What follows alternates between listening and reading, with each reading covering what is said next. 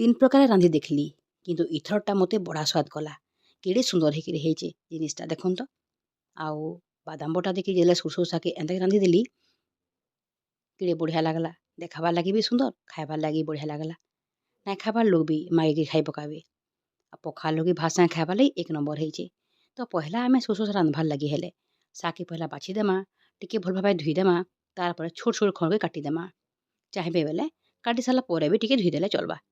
ତାରପରେ ଇତା ସାଙ୍ଗେ ଦେବାର୍ ଲାଗି ଆମକୁ बैंगन ବି ନେବାକେ ପଡ଼ବା। ଆଉ बैंगन के भी देखन मुई काटी देकरी पैन थी रखी देइछे। बैंगन ହେଇଗଲା, ଶାଗ ବି ରେडी ହେଇଗଲା। ଏଠି ଆମେ ରାନ୍ଧବାର ପ୍ରୋସେସ ଯିମା। ତ ରାନ୍ଧବାର ଲାଗି କଢ଼େଇ ଗରମ କରିଛେ ଆଉ ତେଲ ଦେଇଦେଲି 2 ରୁ 3 ଚାମଚ ସୋରିଷ ତେଲ। ତେଲ ଦେଇ ସାରିଲା ପରେ ବଢ଼ିଆ ଭାବେ ବଡ଼ି ସବୁକେ ଭାଜି ଦେମି। ଇଟା ହচ্ছে କଖାରୁ ବଡ଼ି। କଖାରୁ ବଡ଼ିକେ ଟିକେ ଲାଲ କରି ଭାଜିଦେମା ଆଉ ଟିକେ ଚୁରିକି ରଖିଦେମା।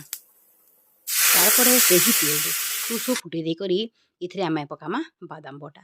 ଆଉ ବାଦାମ ବଟାରେ ମୁଇ ଦେଇଛେ ବାଦାମ, लेसुन, कच्चा मिर्चा, सुखा मिर्चा ଆଉ मुठे धनिया पतर। ଏ ସବୁକେ ମିଶେଇ କରି ବାଟି ଦେଲା ପରେ ଏଛେଙ୍କା ଟିକେ ଆମେ ତେଲରେ କଷିଦେମା। ହାଲକା ଟିକେ କଷି ହେଇ ଆସିଲା ବେଲକେ ଆମେ ଏଥିରେ ପକାମା ପାତଘଣ୍ଟା। ପାତଘଣ୍ଟା ବେଶୀ ନାଇଁ ଦେବେ, ଯେତିକି ଶାଗ ଥିବା ତାକେ ଟିକେ ଦେଖିକରି କମ୍ କରି ପାତଘଣ୍ଟା ଦେବେ। ଏଥିରେ ବେଶୀ ପାତଘଣ୍ଟା ନାଇଁ ଲାଗେ। ତାରପରେ ପାତଘଣ୍ଟା ଦେଇ ସାରିଲା ପରେ ଆମେ ଏଥିରେ ପକେଇଦେମା बैंगन ଆଉ ତାପରେ ସ୍ୱାଦ ଅନୁସାରେ ନୁନ ଦେଇକରି बैंगन ପାତଘଣ୍ଟାକେ ବଢ଼ିଆ କରି ଟିକେ ଆମେ ଇ ବାଦାମ ବଟାରେ ସନ୍ତୁଳି ଦେମା। ଟିକେ बैंगन ଟିକେ ସନ୍ତୁଳି ହେଇଗଲା ପରେ ଏଥିରେ ଆମେ ପକେଇଦେମା କଟା ଆଉ ସୁରସୋ ଶାଗ। ତାରପରେ ଇଟାକେ ଆଉ ଥରେ ବଢ଼ିଆ ଭାବେ ମିଶେଇଦେମା। ମିଶେଇ ଦେଲା ପରେ ଦେଖିବେ ଶାଗଟା ଟିକେ କମିଯିବା। ଇଟା ଯେହେତୁ କଅଁଲି ଶାଗ ମୁଇଁ ତାକେ ସିଝେଇ ନାଇଁ ଆଗରୁ। ଯଦି ଟିକେ ବୁଢ଼ା ବାଗି ଶାଗ ହେଇଥିବା ବେଲେ बैंगन ଆଉ ସୁରସୋ ଶାଗକେ ସିଝେଇ ଦେଲେ ବି ଆଉ ତାରପରେ ଇଟା ରାନ୍ଧିଲେ ବି ଚଲସି। କିନ୍ତୁ ଇଟାକେ ମୁଇଁ ସିଧା ରାନ୍ଧବାର ଲାଗି ଯିମି ବୋଲି ଭାବିକରି ରାନ୍ଧି ବସଲି। ତ ହେଥିର୍ ଲାଗି କଂସି ଶାଗ ବେଶୀ ସିଝେଇ ହେଇଗଲେ ଭଲ ନାଇଁ ଲାଗେ। ତ ହେଥିର୍ ନାଇଁ ସିଝେଇନ। ତ ଇ ପ୍ରକାରେ ଆମେ बैंगन ଆଉ ସୁରସୋ ଶାଗକେ ବାଦାମ ବଟା ସାଙ୍ଗେ ବଢ଼ିଆ କରି ସନ୍ତୁଳି ସନ୍ତୁଳି ରାନ୍ଧମା।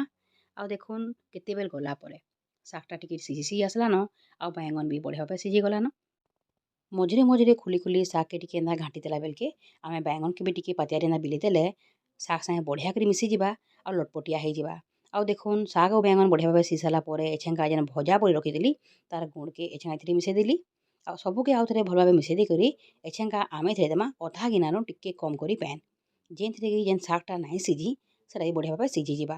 ଏଥିରେ ବେଶୀ ପାଏନ୍ ଦେବାକେ ନାଇଁ ପଡ଼େ କାହିଁ ହେଲେ ଆମର ସନ୍ତୁଳିଲା ବେଲକେ बैंगन ଆଉ ଶାଗଟା ବଢ଼ିଆ ଭାବେ ସିଝି ଗଲାନ। ତ ଦେଖୁନ୍ ଏନ୍ତା କରି ଟିକେ ଟିକେ ଏନ୍ତା ପାତିଆରେ ବିଲେଇ ଦେମା ବେଲେ बैंगनଟା ଶାଗ ସାଙ୍ଗେ ପୁରା ମିଶିଯିବା। ଲଟପଟିଆ ହେଇକରି ଶାଗଟା ବହୁତ ସୁନ୍ଦର ହେଇକି ରେଡ଼ି ହେବା। ଏନ୍ତା କରି ସୁରସୋ ଶାଗ ଟିକେ ରାନ୍ଧିକି ଦେଖୁନ୍, ଦେଖିବେ ବହୁତ ସ୍ୱାଦ କରବା। ଆଜି ରହୁଛେଁ, ଫେର୍ ଗୁଟେ ନୂଆ ରେସିପି ସାଙ୍ଗେ ବହୁତ ଜଲ୍ଦି ଫେର୍ ପଡ଼ମା। ଜୁହାର।